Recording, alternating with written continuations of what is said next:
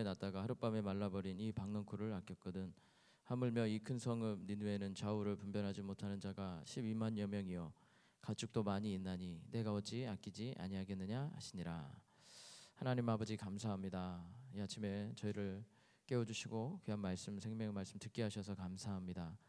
하나님의 말씀을 읊조리고 마음에 있게 하여서 하나님 형통하고 복을 누리는 삶을 살게 하실 줄 믿습니다. 이 아침에 주의 말씀을 기대하고 나온 자들에게 하나님의 응답으로 함께하여 주옵소서. 감사하며 예수님의 이름으로 기도합니다. 아멘. 하나님의 장자인 나는 말씀만 대하면 나는 말씀을 읽을 때가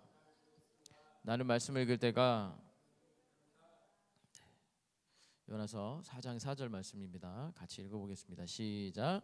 여호와께서 이르시되 내가 성내는 것이 옳으냐 하시니라. 4번 읽어보겠습니다. 시작. 여호와께서 이르시되 내가 성내는 것이 옳으냐 하시니라. 여호와께서 이르시되 내가 성내는 것이 옳으냐 하시니라. 여호와께서 이르시되 내가 성내는 것이 옳으냐 하시니라. 여호와께서 이르시되 내가 성내는 것이 옳으냐 하시니라. 같이 한 번만 더 읽어보겠습니다. 시작. 여호와께서 이르시되 내가 성내는 것이 옳으냐 하시니라. 제목을 인애가 크신 하나님 안에 거하는 사람이라는 제목으로 말씀을 나누겠습니다. 내가 성내는 것이 옳으냐.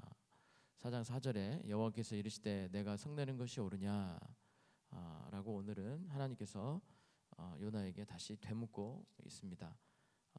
요나가 여호와여 원하건대 이제 내 생명을 거두어 가소서. 사는 것보다 죽는 것이 내게 낫겠습니다 라고 말하자 하나님께서 여호와께서 너가 요나야 너가 성내는 것이 지금 화를 내는 것이 옳은 것이냐라고 이렇게 물어보십니다.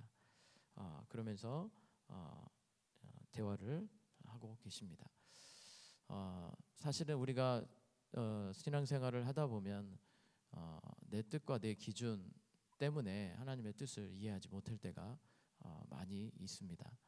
하나님은 우리보다 더 높은 뜻과 계획 가운데 살고 계시다라고 말씀을 하십니다. 내 뜻과 내 생각, 내 뜻이 기준이 3차원이라고 한다면 하나님의 뜻과 계획은 4차원에 있다라고 말할 수 있습니다. 차원이 높다라는 건 나보다 더 잘 보고 있고 또 차원이 높다라는 것은 우리가 생각하지 못하는 것을 보는 미래와 또 과거를 볼 수 있는 그런 것을 말합니다. 하나님은 이사야서 55장 9절에 이는 하늘이 땅보다 높음 같이 내 길은 너의 길보다 높으며 내 생각은 너의 생각보다 높음이니라 라고 말씀하셨습니다. 하나님의 생각은 더 높고 우리의 생각보다 높아서 우리가 이해하지 못할 때가 많이 있다라고 말씀을 하십니다.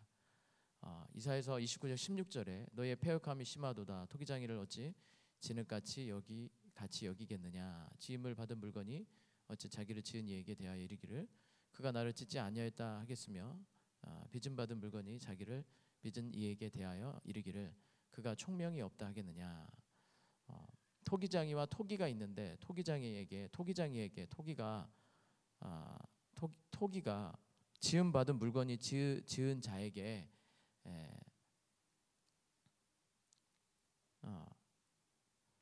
당신 나를 지은 사람 아닙니다. 내 인생은 내 것입니다. 그가 총명이 없다. 당신이 나를 이렇게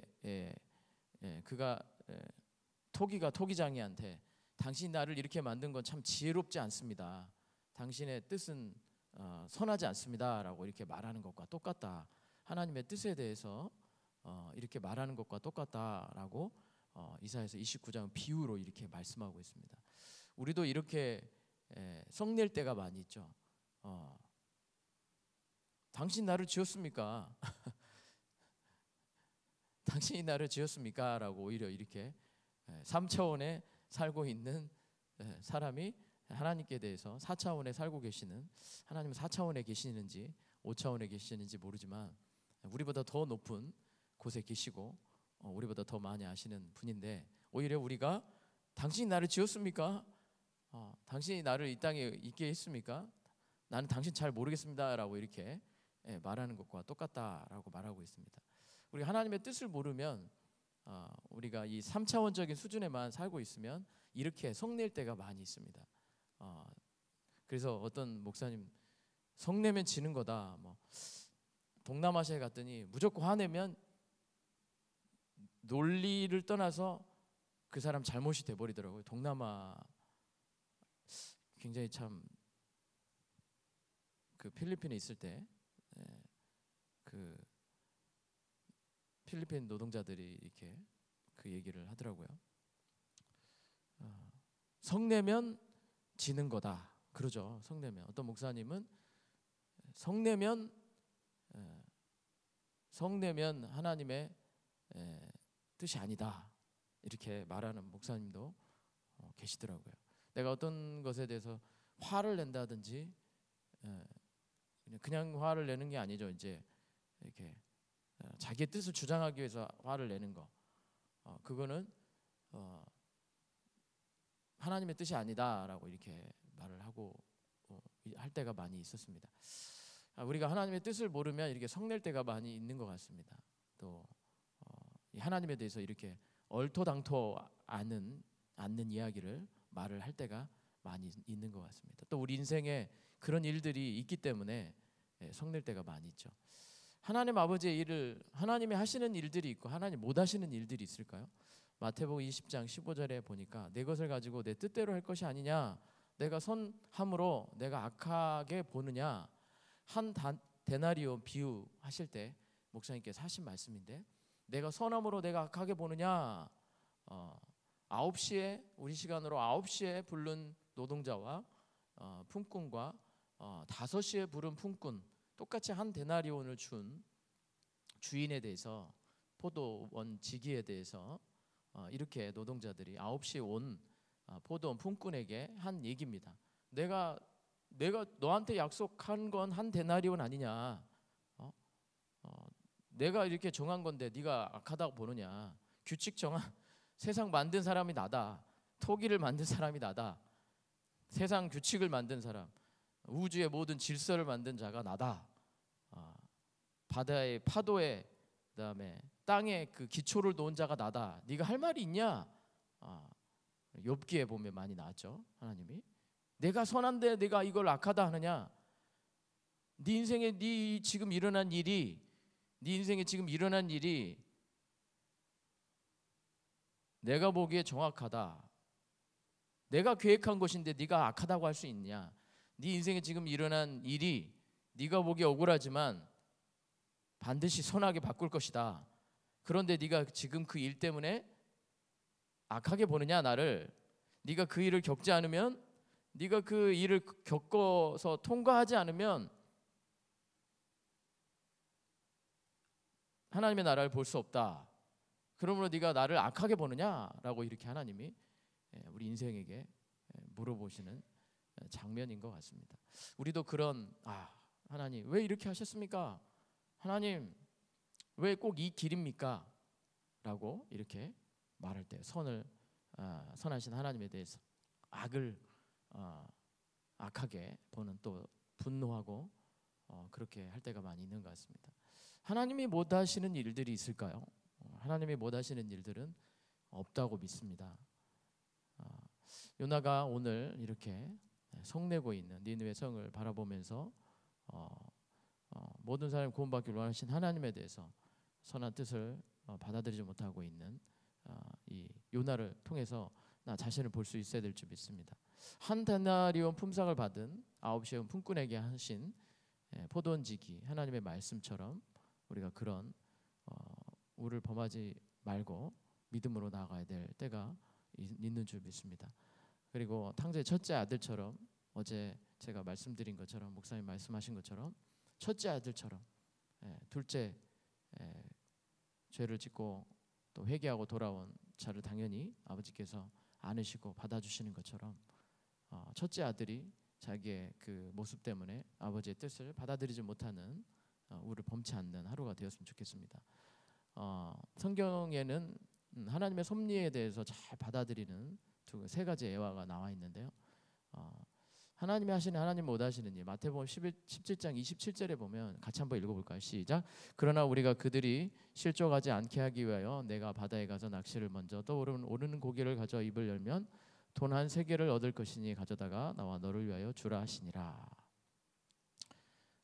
가버나움 회당에 가셨을 때, 회당이란 말은 안 나왔는데 가버나움이라는 곳에 가셨을 때 성전세 반세계를 내야 되는 상황에 베드로 한 사람이, 성전세를 받는 사람이 베드로에게 너 선생, 네 선생 예수는 왜 성전세 안 내느냐, 돈이 없는 거 아니냐, 왜 율법을 지키지 않냐라고 이렇게 물어볼 때 베드로가 예수님께 와서 성전세를 내야 됩니다, 어떻게 하시렵니까? 라고 물어봤을 때 예수님이 아니 하나님의 아들 주인은 어떻게 성전세를 낼 수 있겠냐, 성전의 주인.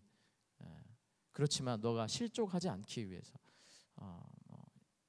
베드로를 나중에 실족한 베드로를 위해서 하신 말씀인 것 같기도 합니다. 그러나 실족하지 않기 위해서 너를 위해서 바다에 가서 낚시를 해 왔을 때, 낚시를 해가지고 제일 먼저 잡은 고기에 입을 벌리면 한 세겔, 반세겔이니까 너와 나, 내 것과 네 것을 내 가지고 성전세를 내라라고 이렇게 말씀하시는 예화입니다. 있었던 이야기죠. 여러분, 하나님의 뜻은 이렇게 우리가 생각하지 못하는 뜻으로 우리를 우리 삶 가운데 일어나게 할 때가 많이 있는 것 같습니다. 또 한번 타보지 않는 나귀 새끼, 누가복음 19장 30절 같이 읽어보겠습니다. 시작. 이르시되 너희는 맞은편 마을로 가라. 그리로 들어가면 아직 아무도 타보지 않는 나귀 새끼가 매어 있는 것을 보리니 풀어 끌고 오라. 이것도 예수님이 이제 이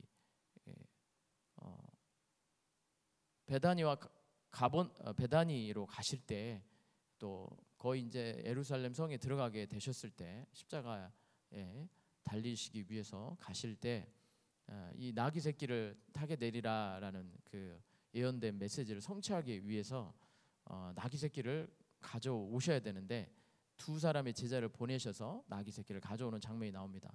예수님 무슨 돈이 있겠습니까? 제자들이 베다니와 어떤 나귀 새끼를 어디서 가져오겠어요? 그런데 예수님이 맞은편 마을로 가서 그리로 들어가면 아무도 타보지 않은 나귀 새끼가 있다라는 거예요. 매여 있는데 그걸 풀고 오는데 주인이 가만두겠습니까? 아니죠. 주인이 왜 풀어 가십니까? 라고 이렇게 물어보면 주가 쓰시겠다 하라라고 이렇게 말만 하면 된다라는 거예요. 그래서 진짜 가봤더니 한 번도 타지 않은 어린 나귀 새끼죠. 한 번도 타지 않는 새끼가 있는 거예요. 그래서 제자 2명이 가서 풀어 오려고 하는데 주인이 왜 가져가십니까? 어찌하여 풉니까? 그 노끈을 푸십니까? 그러니까 제자들이 주가 쓰시겠다, 주가 쓰시려고 하십니다 라고 이렇게 말을 했어요. 그러니까 그 주인이 아무런 말도 없이 나귀 새끼를 풀어주더라는 거예요. 세 번째 예화는 유월절 만찬의 예화가 있습니다. 유월절 만찬장을 예비한 마가복음 14장 14절 말씀을 같이 한번 읽어보겠습니다. 시작. 어디든지 그가 들어가는 그 집 주인에게 이르되 선생님의 말씀이 내가 내 제자들과 함께 유월절 음식을 먹을 나의 객실이 어디 있느냐 하시더라 하라. 주님, 유월절 만찬, 유월절 행사를 치러야 되는데 주님, 마땅할 장소도 없고 먹을 음식도 없습니다. 주님, 어떻게 합니까? 주님의 친구들은 다 가난한 자고 주님의 친구들은 다 부유하지 않는 친구들 아닙니까? 유월절 만찬 어떻게 준비합니까? 그 장소, 넓은 장소를 12명의 제자들과 함께 할 수 있는 장소가 어디 있겠습니까? 제자들이 물어보니까 예수님이 이 성에 들어가거든 물동이를 이고 가는 사람을 따라가서 어디든지 그 집에 들어가는 집주인에게 선생님의 말씀이 내가 내 제자들과 함께 유월절을 먹을 나의 객실이 어디뇨 하시더라 하라. 그리하면 그 사람이 자리를 베풀었다는 말은 음식까지 준비했다는 거죠. 예비된 큰 다락방을 보이리니 주님을 위해 유월절을 주님 선생님을 위해서 드리겠습니다 이렇게 말하는 사람이 나타날 거다라고 이렇게 말하는 장면입니다. 근데 제자들이 딱 가봤더니 물동이 리고 가는 사람을 졸졸 따라가 봤어요. 그래서 그 집에 첫 번째 들어가는 집에 들어가서 물었어요. 그 집주인에게. 선생님의 말씀이, 예수님 하신 말 그대로, 선생님의 말씀이 내가 내 제자들과 함께 유월절을 먹을 나의 객실이 어딨뇨? 선생님이 이렇게 하셨습니다 라고 하니까 그 집주인이 그래요? 뭐 그래요라는 말은 했는지 안 했는지 모르겠지만 자기를 데리고 가서, 제자를 데리고 가고 예수님 마가의 다락방인 것 같아요. 유월절 만찬을 탁, 유월절 만찬, 마가의 다락방이 아니고 유월절 만찬을 할 장소로 데려가서 그 장소에다가 유월절 할 수 있는 그 무교병과 이런 포도주를 딱 차려 놓는 차려 놓는 겁니다. 이 세 가지 예화는 참 하나님께서 우리에게 하나님의 섭리에 대해서 우리에게 말씀하시는 중요한 예화라고 저는 생각합니다. 요나는 자기 인생에 일어나지 말아야 될 일들에 대해서 하나님의 뜻을 이해하지 못해서 성내고 있었고, 한 데나리온을 먼저 받은 사람을 불평하면서 이 자기에게 주신 그 한 데나리온을 원망하고 있었죠. 그리고 탕자와 그 첫째 아들의 불평, 하나님의 그 선하신 섭리가 있었는데 그 섭리를 받아들이지 못하고 자기의 뜻만 고집하는, 자기의 기준과 자기의 뜻만을 고집했을 때 하나님의 선하신 섭리는 볼 수가 없게 되는 것입니다. 여러분은 어떤 이 사람입니까? 물고기 입에서 찾아낸 한 새끼를 던진 사람입니까? 아직 타보지 않는 나귀 새끼를 예비한 사람이십니까? 유월절 만찬을 위해서 장소를 예비한 사람입니까? 물고기 입에 들어간 그 한 세겔, 어떤 뜻으로 이 강에다, 바다에다가 던졌는지 우리는 알 수가 없어요. 그렇지만 하나님은, 예수님은 그 한 세겔을 사용하셨습니다. 아직 타보지 않은 나귀 새끼를 예비한 사람, 제가 주께서 쓰시겠다 하라, 이 말을 통해서 봤을 때 이 나귀 새끼는 태어나자부터 나시린처럼 주님께 드리고 싶습니다라고 이렇게 아마 기도했던 사람인 것 같아요. 실제 예수님을 위해서 예수님을 태우고 간 정말 영광스러운 나귀 새끼가 됐지 않습니까? 유월절 만찬을 위해서 장소를 예비한 사람도 뭐라고 그랬습니까? 선생님의 말씀이 내가 내 제자들과 함께 유월절을 먹을 나의 객실이 어디뇨 하시더라. 그리하면 자리를 베풀고 예비된 큰 다락방을 보이리니, 하나님, 제가 돈이 많은 사람인데 제가 이 많은 돈을 어디다 쓰겠습니까? 우리 주님을 위해서 쓰고 싶습니다.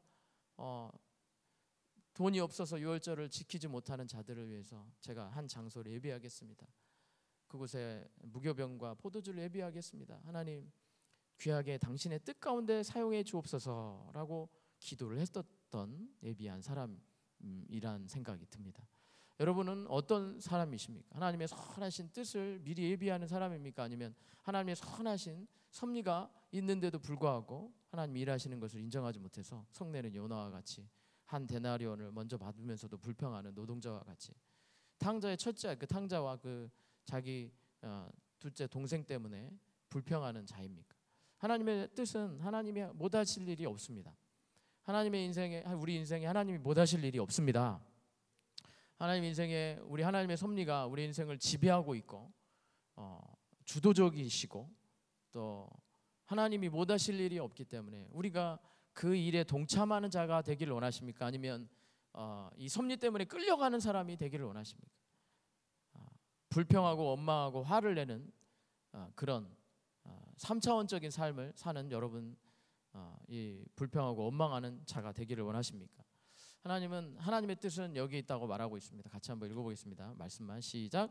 항상 기뻐하라, 쉬지 말고 기도하라, 범사에 감사하라, 이것이 그리스도 예수 안에서 너희를 향하신 하나님의 뜻이니라.